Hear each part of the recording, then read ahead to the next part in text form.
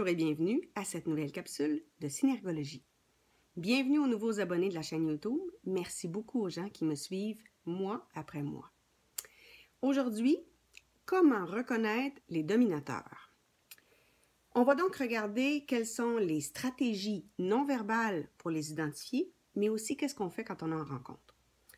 Ça vous est déjà arrivé d'aller dans une rencontre de réseautage ou dans une grosse réunion où vous saviez qu'il y avait des gens qui seraient là, qui pourraient vous aider à faire avancer votre carrière, qui pourraient vous aider à aller chercher de nouveaux clients ou qui pourraient même être des clients pour vous. Fait que vous partez en étant confiant, vous avez hâte d'y aller, vous êtes enthousiaste, vous avez une belle confiance, vous vous rendez là, ça se passe bien, vous faites des belles rencontres, vous donnez des cartes d'affaires, vous recevez des cartes d'affaires, ça se passe très bien, sauf une rencontre.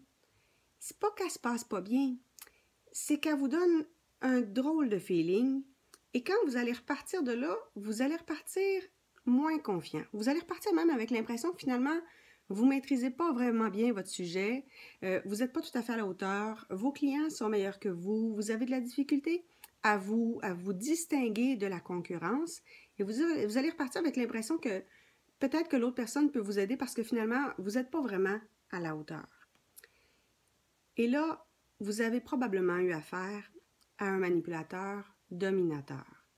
Puis dans ce temps-là, souvent, on repart avec vraiment un mauvais feeling, on doute de soi, on se questionne beaucoup sur soi, mais on se questionne peu sur qu'est-ce qui s'est passé au niveau de la relation et de la discussion avec cette personne-là. Donc, c'est ça qu'on va regarder aujourd'hui.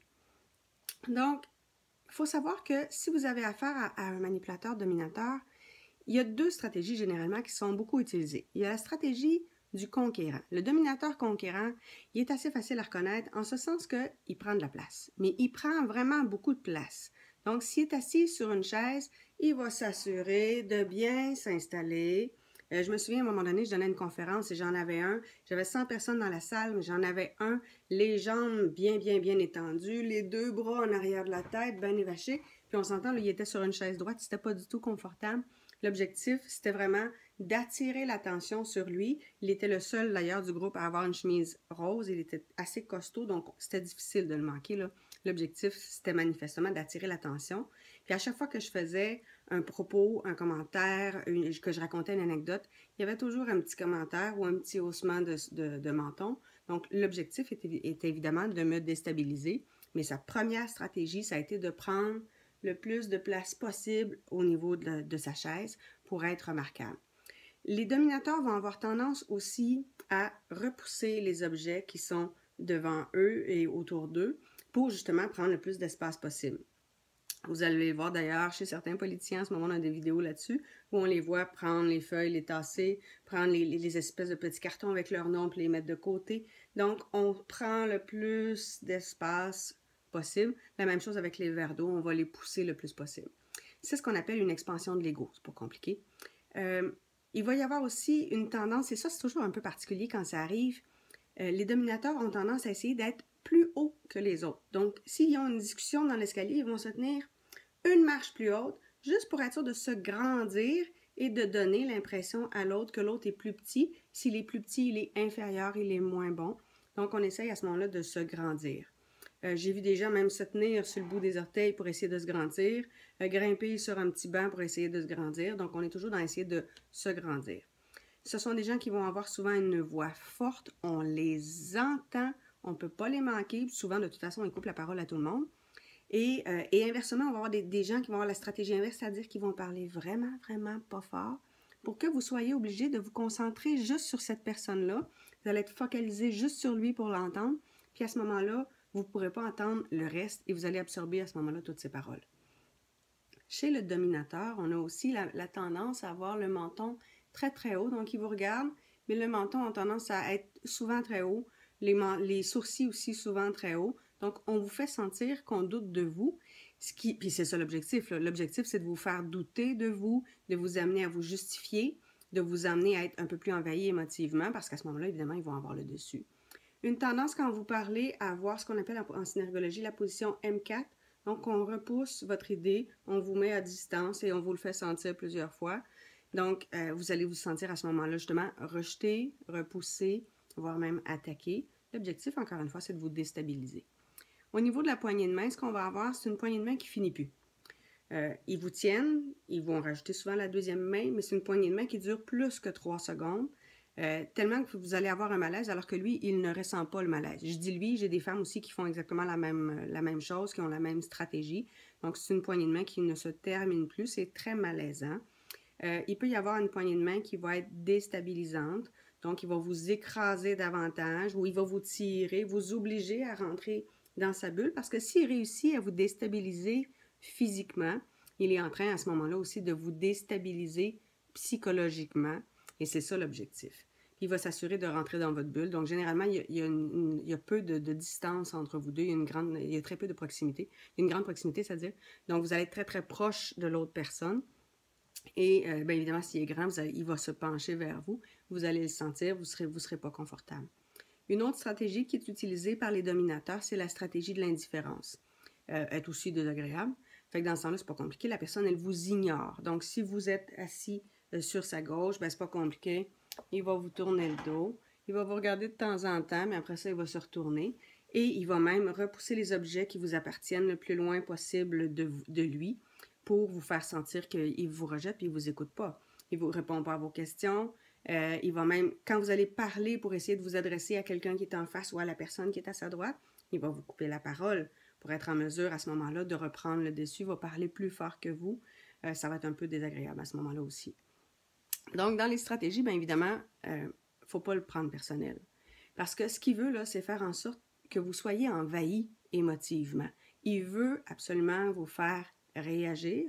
Fait que, évidemment, si vous réagissez, c'est la colère qui va monter souvent, c'est la première chose. Puis à ce moment-là, il va trouver le moyen de vous faire mal paraître. Donc, il ne faut vraiment pas le prendre personnel. Vous sortez votre plus beau sourire, vous prenez des grandes respirations et vous vous concentrez toujours juste à rester calme et à respirer parce qu'évidemment, le dominateur déteste quand les gens n'embarquent pas dans son jeu. La deuxième règle, surtout ne pas vous laisser impressionner, restez présent. Pendant la poignée de main qui est si désagréable, ben mentionnez-le que vous allez récupérer votre main. Restez droit, redressez-vous, assurez-vous de le regarder dans les yeux, même si c'est intimidant. Si vous avez de la difficulté à le regarder dans les yeux, regardez le point entre les deux sourcils. Ça permet à ce moment-là de donner la sensation à l'autre qu'on le regarde dans les yeux sans être intimidé par son regard. Et de grâce, restez le plus présent possible. Troisième règle que je voulais vous parler aussi, c'est redonnez-lui sa responsabilité. En ce sens que il va essayer de vous mettre des mots en bouche. Il va essayer de vous attaquer sur certaines choses. Il va essayer de vous déstabiliser. Faites juste répondre, c'est votre point de vue. Donc, on lui retourne. Puis, la quatrième règle, elle est extrêmement importante. Il faut éviter la justification et l'argumentation. Donc, s'il essaie de vous attaquer, vous demandez qu'est-ce que vous en pensez, comment ça se fait que vous n'êtes pas d'accord avec lui, vous lui retournez simplement, c'est votre point de vue, je suis en désaccord et j'ai le droit d'être en désaccord. Maintenant, sur ce, je vais prendre le temps d'aller saluer aussi les autres invités. Et vous mettez fin rapidement à cette conversation-là, vous allez perdre si vous restez dans l'argumentation. Et le dominateur, ce qu'il veut, c'est justement aller vous chercher. C'est sa zone de confort à lui, ce n'est pas la vôtre. Il sait très bien ce qu'il fait, donc il faut éviter d'aller jouer sur son terrain de jeu. Avec un dominateur, il faut parler beaucoup moins et il faut écouter beaucoup plus.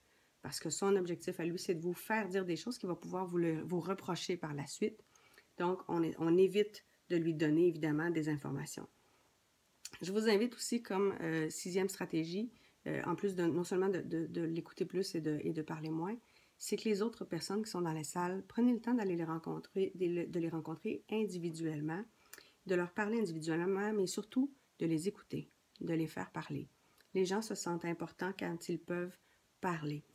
Le dominateur parle beaucoup en raison de son ego qui est démesuré. Donc, si vous prenez le temps d'écouter les autres personnes qui sont dans la salle, vous marquez un point, vous avez un avantage que le dominateur a difficilement.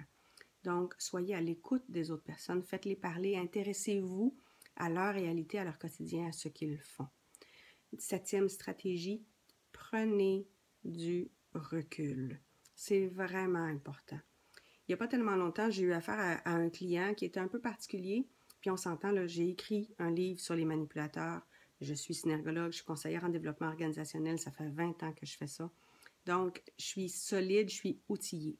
Et malgré tout, après la première rencontre avec le client, j'ai eu un drôle de feeling parce que justement, le client me coupait la parole continuellement. Elle parlait, c'était une cliente, elle parlait énormément, ce qui fait que j'avais de la difficulté à placer un mot. Elle a utilisé plusieurs stratégies de manipulation, ce qui fait qu'à la fin de la rencontre, je suis partie en me demandant, est-ce que je peux vraiment aider cette personne-là? Est-ce que je suis la bonne personne? Donc, au départ, ce sont des questions qui sont saines quand on est à une première rencontre avec un client. Mais je suis restée même avec le doute que je n'étais pas compétente. Et c'est ça qui a alerté mon esprit, évidemment. Puis ensuite, il y a eu d'autres discussions avec cette cliente-là où, d'une fois à l'autre, je repartais avec l'impression que j'étais pas compétente, que j'y arriverais pas, que je savais pas comment faire. Et à un moment donné, j'ai eu une discussion avec mon conjoint parce que je me sentais envahie juste à l'idée de revoir cette cliente-là. Et là, ça a été le drapeau rouge. Et à ce moment-là, j'ai pris le temps de revoir chaque conversation, chaque rencontre pour voir comment ça s'était passé, quel était mon feeling à chaque fois, quels étaient les signes non-verbaux que j'avais, quelles étaient les stratégies de communication qui étaient utilisées. Et fort heureusement, ce qui m'a aidé justement, c'est cette notion-là de recul, de prendre le temps d'en discuter avec quelqu'un d'autre qui est neutre pour faire un bilan de ces rencontres-là, puis être en mesure d'évaluer quelle est la meilleure stratégie à adopter avec cette personne-là. Puis évidemment, mais avec un manipulateur, je sais très bien que ça ne donne rien d'essayer d'argumenter. L'objectif, c'est de couper les ponts, c'est de se retirer le plus vite possible de cette relation-là. On ne peut pas gagner contre un dominateur. Donc, avec un dominateur, on change de terrain de jeu, on reste dans notre zone de confort à nous. Faites-vous-en pas, si vous êtes vraiment dans votre zone de confort, le dominateur va avoir de la misère à rester là si ce n'est pas la sienne. Donc, sur ce, si vous connaissez quelqu'un pour qui cette capsule-là peut être utile, bien évidemment, je vous invite à la lui partager. Je vous invite aussi à vous abonner à ma chaîne YouTube et à ma page Facebook.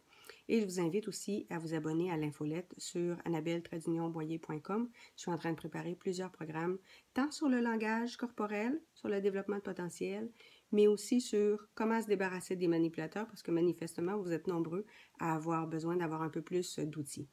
Rappelez-vous que la force des dominateurs, c'est toujours de vous faire sortir de votre zone de confort. Donc, plus vous vous développez sur le plan personnel, moins vous êtes à risque avec des manipulateurs. Pour ceux que ça intéresse, bien évidemment, il y a mon livre Relations sous emprise qui porte justement sur la manipulation.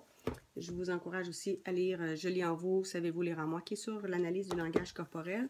Et comme les dominateurs aiment beaucoup nous faire sortir de notre zone de confort et nous envahir émotivement, comme suggestion de lecture, ben, je vous suggère le livre de François Lemay, Tout est toujours parfait, justement, pour accueillir ce qui est, puis rester calme, rester présent pendant ces conversations-là, pour être en mesure à ce moment-là de vous en sortir le mieux possible et avec le moins de stress possible. Sur ce, je vous dis à bientôt et on se retrouve pour une prochaine capsule. Au revoir.